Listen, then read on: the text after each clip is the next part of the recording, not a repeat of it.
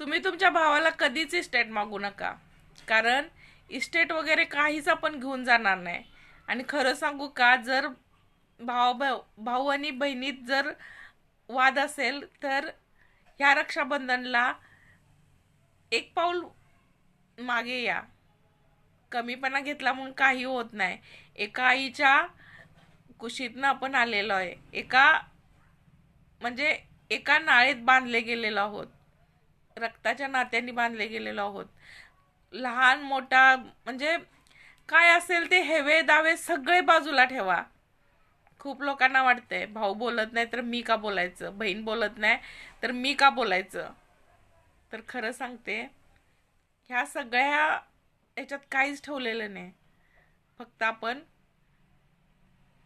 आहे तोपर्यंत आपल्या माणसांशी दोन शब्द चांगले बोला. कारण तेवढंच आपल्या बरोबर येणार आहे. आणि नंतर मेल्यानंतर आरडून ओरडून दंगा करून काही उपयोग नाही.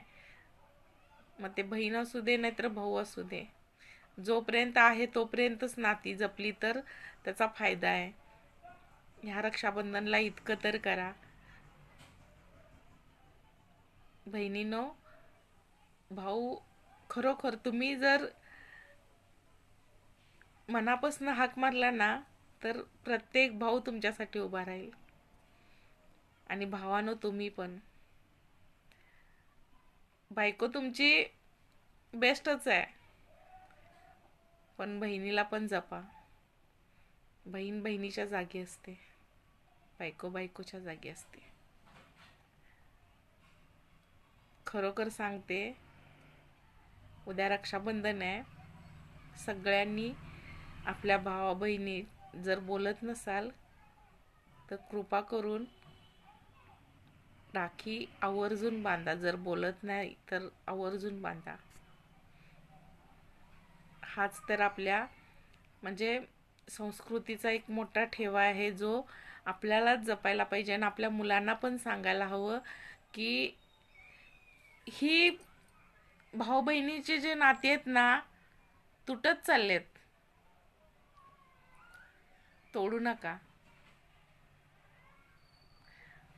मी तुम्हाला माझ्या म्हणजे व्हिडिओमध्ये सांगितलं की माझा भाऊ खूप चांगला आहे.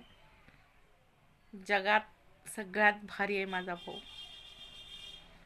कारण म्हणजे त्याचा चांगुलपणा सांगायला माझ्याकडं शब्द नाहीत. इतका चांगला आहे.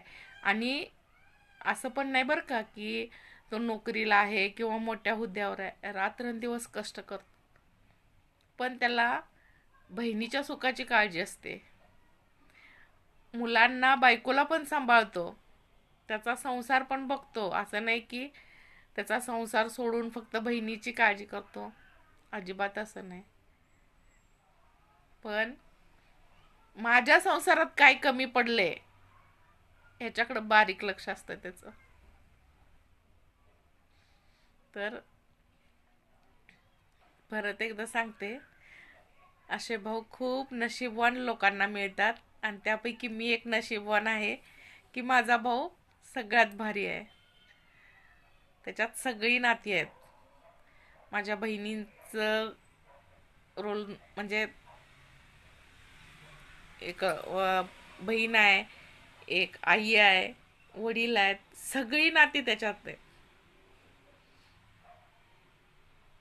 भावासाठी एक लाईक प्लीज, सगळ्यांनी एक लाईक करा भावासाठी. बघूया किती लाईक येतात.